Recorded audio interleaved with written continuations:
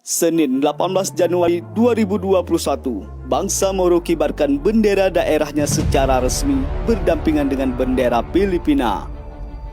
Walaupun perdamaian bangsa Moro terbilang masih seumur jagung, namun harus kita akui bahwasanya perdamaian bangsa Moro dengan Filipina jauh lebih berhasil dengan perjanjian damai Aceh dengan Indonesia yang kini umur perdamaian sudah 15 tahun.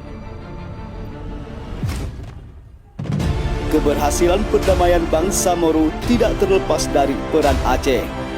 Karena sebelum ada kesepakatan damai antara pejuang bangsa Moro dengan pemerintah Filipina 2014 silam, delegasi bangsa Moro dan delegasi pemerintah Filipina sering berkunjung ke Aceh menemui elit GAM untuk menanyakan kekurangan perdamaian Aceh dengan Indonesia.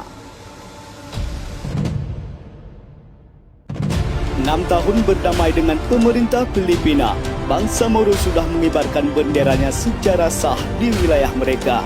Sedangkan Aceh sudah 15 tahun berdamai, namun sampai bendera Aceh belum berkibar secara sah di wilayah Aceh.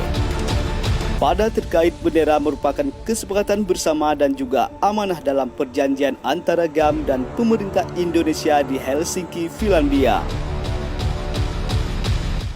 Sahnya berkibar bendera bangsa Moro bukan tanpa sebab, karena mereka menghentikan benderanya.